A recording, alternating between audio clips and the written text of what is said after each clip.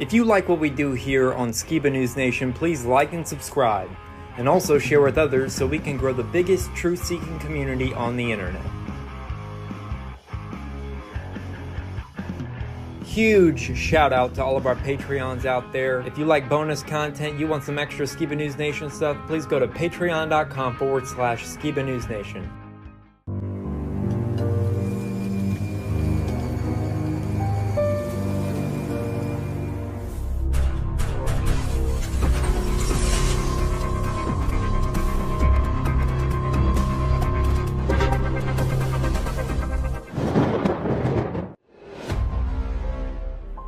Welcome to Skiba News Nation, bringing you unfiltered views, news, interviews, discussions, and more. And now, here's your host, Jeremiah Skiba, award-winning musician and son of Rob Skiba. With the son of the legendary Rob Skiba. Jeremiah Skiba, what's up? With my great and insightful co-host, Mr. Jake Graham.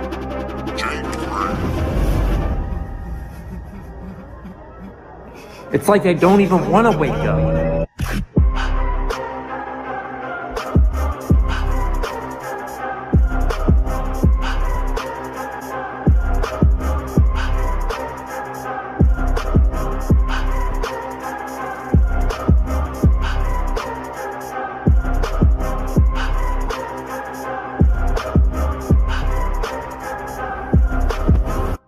He's on a quest for truth.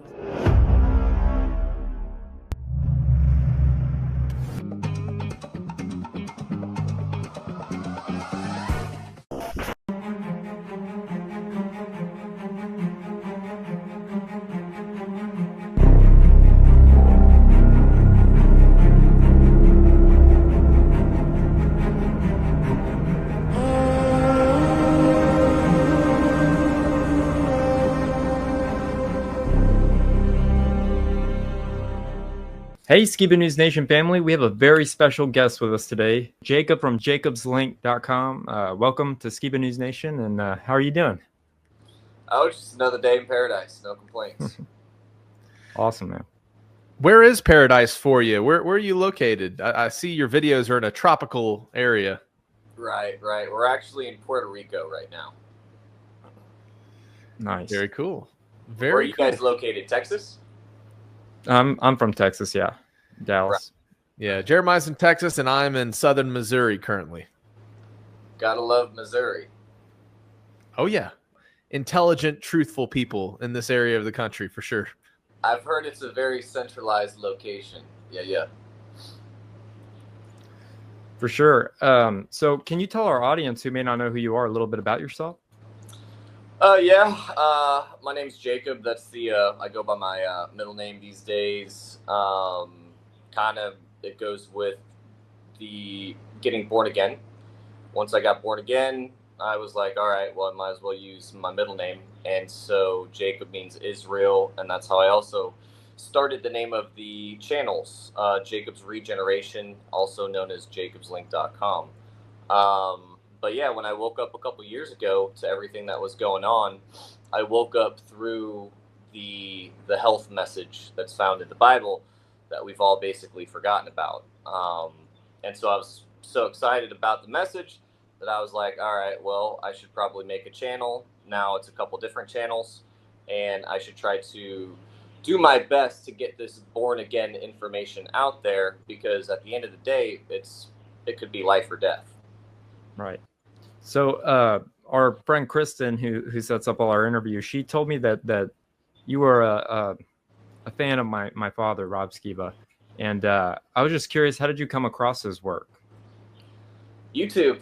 I guess it started with Mr. Skiba, kind of looking into the Nephilim, and that was like 3 or 4 years ago, and that was kind of around the same time that I was looking into the Torah and looking into the true instructions, the true meaning, of the Bible and everything like that. After studying the Torah since 2010, we shouldn't read one sentence Paul wrote until we understand thoroughly what he read.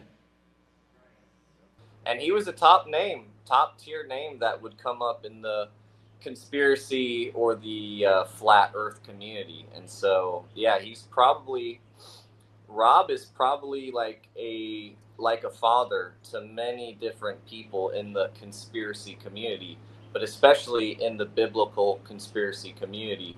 He's definitely made a huge impact in this environment and world.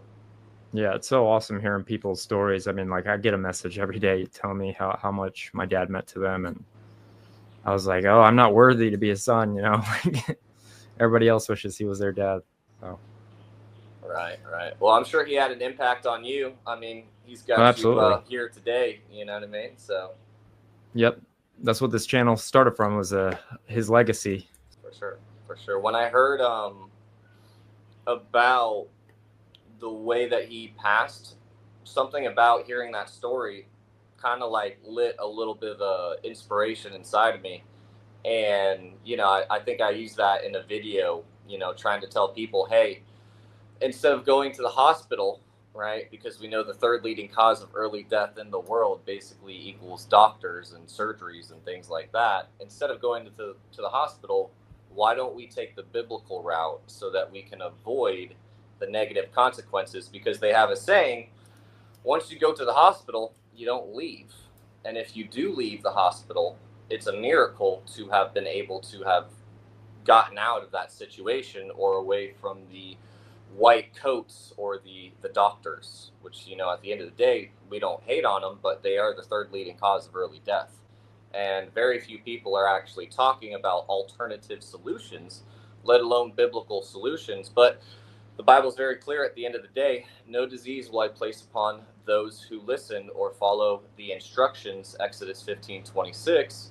Then it even says, depending on the translation, I will cure you or I will heal you, Jeremiah 33:6. And so there's a simple instruction guide, plan, or manual in the Bible where, as long as, if we were to know how to follow this information, the people, as well as the future generations, they wouldn't be perishing away early from a lack of wisdom, because the Bible is very clear as to the promise of being disease-free, but we've been lied to basically by the pastors, the system, and the government, telling us, oh no, why don't you just come to the hospital, as opposed to taking the fasting and prayer approach or using the herbs that will be for the healing of the nations, right? Because when you combine the fasting with the herbs, you really can't get sick, especially when we're eating a clean, alkaline diet, or we're just eating clean in general. We really can't get sick, because the number one most important verse in the Bible, in my opinion, and you'll find the term worm, or where their worm never dies, repeated in the Old and the New Testament, as we've been taught, even though the Old and the New Testament, that terminology wasn't used till after the 1500s. But where their worm never dies, Mark 9:48 specifically for us, is the number one most important medical verse or scripture probably found in the Bible, because what that's telling us is that basically everybody has worms. And so the only way to get rid of worms is through fasting and through using the herbs and eating a clean diet. We would be able to avoid 9.9 out of 10 deaths if we were just able to learn or hear somebody who actually has this biblical message, or if we were to hear, oh, it's not cancer, or, oh, hey, it's not a breathing problem, it's not necessarily even autism, and it's not depression, right? It's really just a parasite, because the Bible was very clear at the end of the day, where their worms never die, Mark 9:48. So how to prevent that, and how to basically not have to suffer from the diseases that the rest of the world is suffering from is a clear promise that's found in the Bible. And so being able to teach the people about that, and building upon each other's experiences, and line upon line, precept upon precept, that's really what it's all about when it comes to healing the body and getting the temple back together at one. Right on. Of course, I've been really excited to talk with you, Jacob. I've seen your content over the past couple months, and do a lot of stuff that people don't often hear. But I definitely can kind of resonate with the truth you're bringing to the table. It personally is really important to me. I have family members now who have been diagnosed with sudden epileptic fits, and they're having seizures, and their whole life they've never struggled with these things, and have come face to face with the hook that is the medical kind of machine that's designed to treat symptoms and not treat the root of the problem. And I see a lot of what you like to deal with is addressing the root of the problem, which gives people freedom, and it doesn't create slaves, which is, it seems like what the system right now is intended to do, especially when you look at how modern medicine, it's these synthesized chemicals that strip the body's ability to create its own,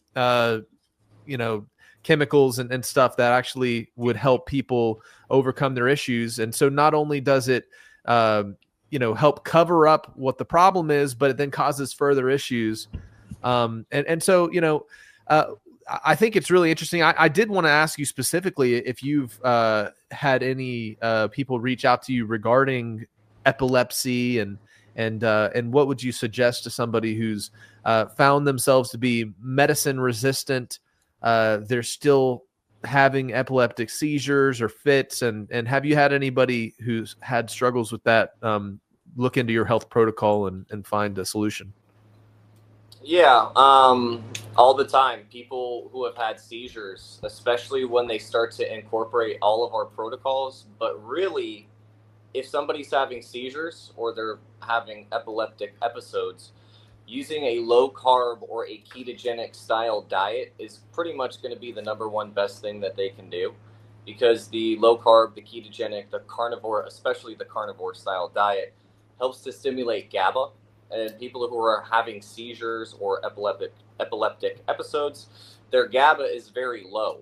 And so if we can give them a diet where they can increase that GABA, which is the peace hormone, neurotransmitter chemical that basically controls all the other neurotransmitters in the body and our hormones majorly, pretty much more than anything else. It's what also gets stimulated when we go to the gym, and then when we consume salt, or the magnesium inside that salt helps to stimulate GABA. And so if we start to live a healthy lifestyle, we're able to reverse, if not 8 out of 10 or 9 out of 10 seizures, all of them, once we actually start to put the body, the mind, the soul, once we get our diet and we really tune in to our health and what our body's telling us, really what it needs, that's when we're able to pretty much reverse, if not all, the majority of all the epileptic seizures. But it starts with the carnivore, it starts with the salt, and that's why the Bible probably tells us to salt every offering, Leviticus 2:13. So on that side note as well, it also says have goat milk for all of your home, Proverbs 27:27. So if somebody is epileptic, or if they're suffering from really any health issue, getting goat milk and then getting some salt, organic qualified, we highly recommend. Taking a pinch or two of salt into each cup or two of goat milk, drinking that goat milk every morning, pretty much whenever their body is telling them to drink that goat milk.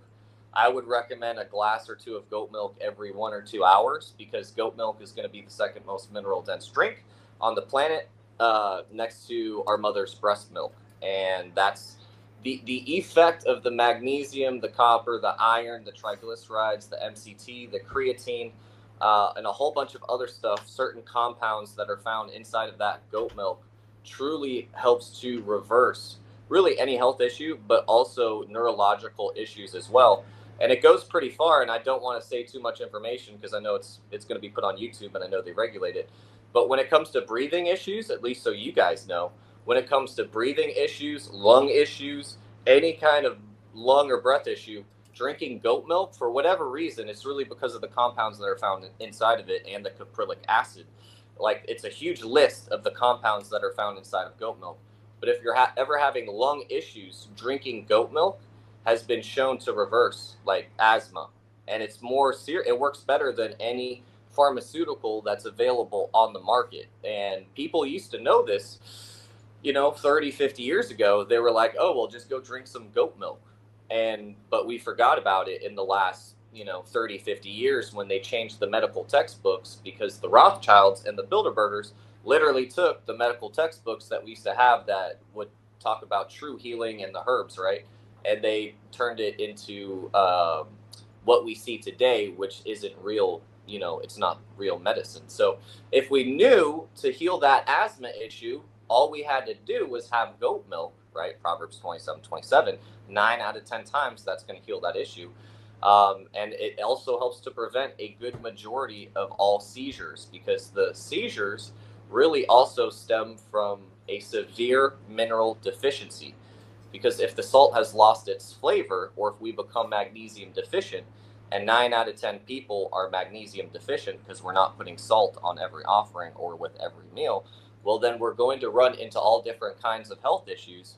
One of them being low GABA, which causes the seizures or the epileptic episodes. But also, even if we're magnesium deficient, we're going to be suffering from like tooth issues, cavities, hair loss, skin issues, right? The list goes on and on. And so that's why the blueprint was given to Moses on the mountain, and it was pretty clear on what to eat, how to eat, and the simple instructions on how to, live life. Yeah, Jeremiah actually several months ago did a History's Mystery segment on the very thing you mentioned, which was how the medical industry basically controlled what was being taught in the schools, and they cut out all of those old ways of the kind of the older folk and the ways that they would treat health remedies. And they made the medical school system much more rigid in terms of what they would teach. I thought that was a really fantastic segment Jeremiah did, kind of breaking down what you're talking about.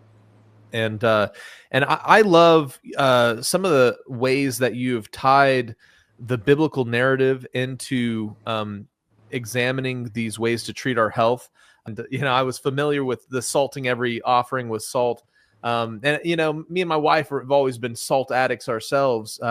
But it was only through your content that I heard a verse of a health tip in the Proverbs that I'd never heard before, which was what you've been talking about drinking goat milk and having enough goat milk for your household. And it's just so beautiful to hear additional health tips found in the word that like I've just missed all of these years. And so I just wanted to say thank you, because I thought that was really profound that you've been examining that and talking about that a lot. And I'd never heard it before. I've been really fascinated in your take on the concept of, who are these people nowadays that are waking up to this very beautiful, amazing truth that has been in front of us for generations that we've just ignored. And how do we go about sharing this truth in a way that people will actually listen? Well, I mean, when we break it down from the medical text perspective, that's pretty much how I've found to get people to listen.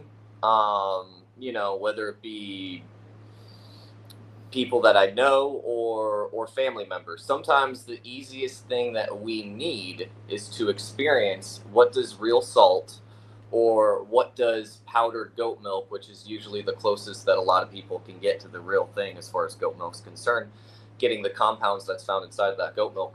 Sometimes sending them, salt every offering, Leviticus 2:13. So send them some salt, right? That sometimes says a lot more than even showing up in person or sending them a text message. Taking some goat milk powder and, sending them the goat milk powder, trying to tell them, hey, if you don't do anything, just take some salt and some goat milk, right? Because it's in the Bible, right? Leviticus 2:13, Proverbs 27:27. So those are some little things that you can do, and it kind of makes a big difference, especially for the people who actually start to, use the salt and the goat milk. But yeah, what it comes down to is the Bible's very clear in how to live life, right? Moses told us the animals to eat the animals like the cow, the lamb, the deer, the goat, Leviticus 11, salt every offering, Leviticus 2:13.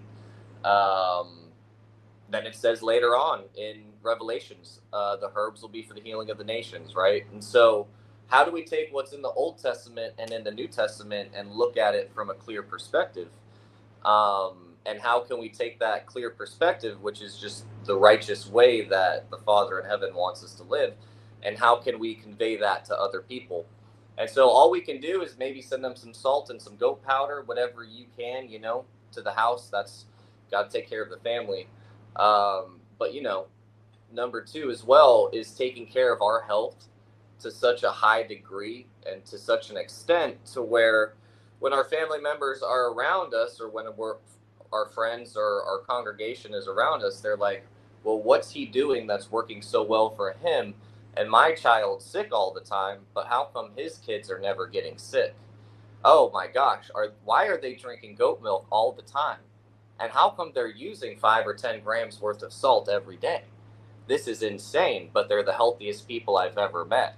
And sometimes real health starts with just those two things, right? So that's really all we can do, is try to show people to lead by example as much as possible, and then just try to bless them. If they don't want to hear the truth, you said the truth once or twice, your hands are kind of clean at that point. All you can do is pull back, but still be there at the same time.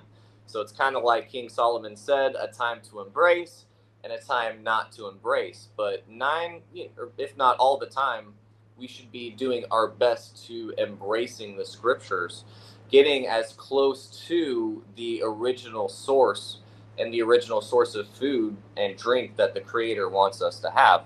And as long as we do that, we really can't fail. And even if our families don't follow us, the people who are in our communities, they're going to see us and they're going to follow us. And together we're able to actually get closer towards the truth. But at least we did our best to set the standard to show other people and our own family members as well, of course, hey, this is the way. All we got to do is follow the word. Yeah, it's definitely a tough topic, whether it's biblical truths that we're trying to bring to people that have been indoctrinated in a certain system of thinking regarding, denominational theology and different things like that, or treating health. It's always tough trying to share truth in love. And when they don't accept it, like oftentimes people very quickly burn bridges, and I think I really like what you said about, it's important that even if they don't listen, that we stick around, and at least we've attempted, and then you can become an example just through your life. Another thing I wanted to talk to you about, which I find very fascinating. I also have a love for etymology and the semantics of just the English language, and I find you touch on that quite frequently, and just the day-to-day videos you're making, and breaking down words and the hidden things within the things that we say. And I wanted to just kind of ask, what got you into looking into the semantics, and why is it important to understand that these truths are hidden and in plain sight, as it were? I mean, to be honest, man, this entire journey, right? Everything started. It was almost like when I discovered that they had changed, or that they had removed the Lord's original name, right? When I heard that, at first I was in such shock and disbelief. So anyways, that set me out on a very deep rabbit hole where I had to figure out, okay, well, what really is the truth? Because if you can change the name of the Creator, well, what else can you really change? And so it's very clear in the Bible that they're gonna, do their best to remove and to change times and laws. And so times, laws, and names. And so it goes pretty deep, even them just changing history in general. And so that was almost like something that really, I can't say that I would be here completely today with the channels if it wasn't for the YHWH, if it wasn't for, as some would call Yahweh or Yahuwah or Yahweh. If it wasn't for the holy name, I probably would have given up a long time ago. And so it goes pretty deep, because it was the holy name that allowed me to be able to see the health perspective. Because at the end of the day, if we can see the perspective of the creator or the father, which is possible through the language of creation, which is what the creator used to create creation according to the book of Jubilees, and it will be the language that will be brought back during the time of the remnant awakening. And so now more than ever, really, you've probably seen more people coming back to the Hebrew. Now, a lot of the Hebrew and the Hebrew root movements have become corrupted. So I don't necessarily recommend that. But I mean, at the end of the day, every, little boy deserves to know his father's name. And it was that name that allowed me to take that perspective when I started to learn the Aleph Bait, or the Alav and the Bait, where we get our alphabet from, because our alphabet doesn't come from the Greek, it comes from the Hebrew, right? And so when we learn the Father's perspective, we also learn that he says, I'm going to heal you, but in order for me to heal you, I need you to follow my instructions. And really, at the end of the day, command is a bad interpretation of the Torah or the commandments. It really, Torah or commands, more accurate of a translation equals instructions. So as long as you follow my instructions and you follow my original way and you eat original food that's correctly sourced from the original source, I can't put any disease on you because you're following my regenerative law. And so when we step into that perspective, we're like, oh, well, I've got to do something about what's going on here, because the people are perishing from a lack of being able to understand the truth. Because at the end of the day, in the Hebrew, the Father equals the truth, which equals the Lord, which equals what we have all forgotten about. And that was the purpose of Messiah, or Yeshua, was to come back and to teach us, hey, this is the truth, and we have to follow the truth. And if we follow the truth, we're going to be set free from a lot of our own issues, but also we can become grafted in to being dis-ease free. And just because the rest of the world or Egypt is sick, it doesn't mean that I have to be sick, and it doesn't mean that my family has to follow in that same direction or pattern. And so that thought process all stemmed from when I figured out, oh, well, they took out the YHWH and they replaced it with GOD. And then you start to read some of these removed books, and then you figure out that Gabriel was in the garden in the book of Enoch, and that's where we get the name God from, is from Gadriel, who was the one responsible for causing Eve to fall. And so when we read these holy books, and then when we start to understand the corporation of America, and in GOD, all capitals, we trust, and then we look at how they have changed the truth, how essentially the government was able to whore out the truth. And then we're like, okay, well, this is a big message. If they can change one thing, that means that they can change this thing and that thing, and then they can tax us more than Pharaoh taxed the Hebrews, because Pharaoh was taxing the Hebrews like 20%, something like that. Most people are paying more than 20% tax in America for the most part, depending on, how much money you make. So when we understand that if they can change a man's name, or if they can change somebody's Shem, right? That's where we get the term Hashem, or name, or also known as authority. If they can change his name, they can change the authority.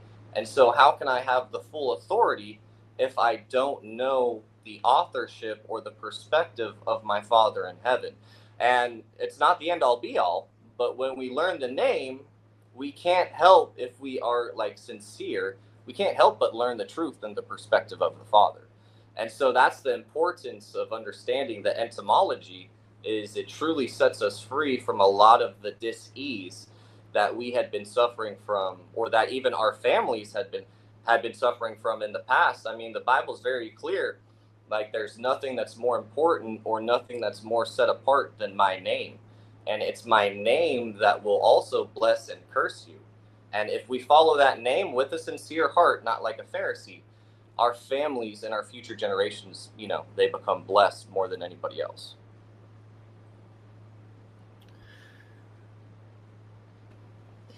Yeah, can you tell us about detox and why that's important?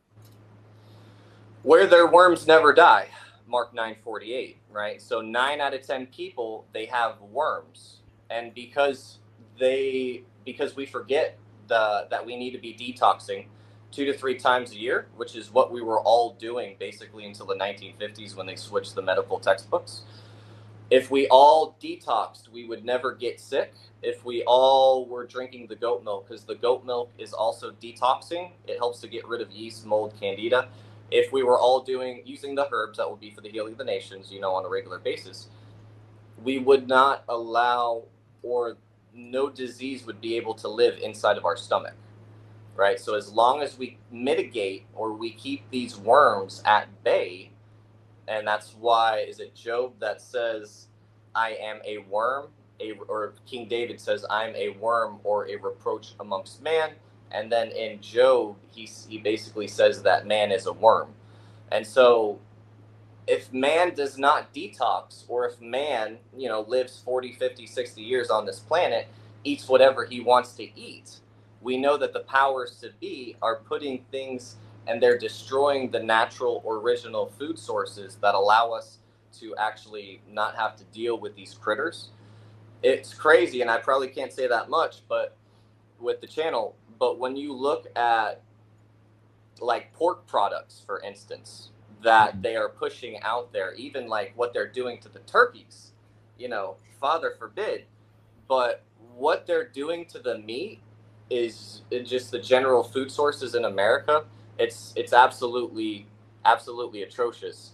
And so one of the first things that we have to do is, the Bible is kind of one of the few holy books I've read that basically says, just don't eat anything if there's nothing good to eat. Kind of like, if you don't have anything good to say, then don't say anything. Mm-hmm. It's the one holy book that really is set apart from the rest. That's one reason why. So yes, fasting and using herbs and all of that stuff is important, and that helps to detox.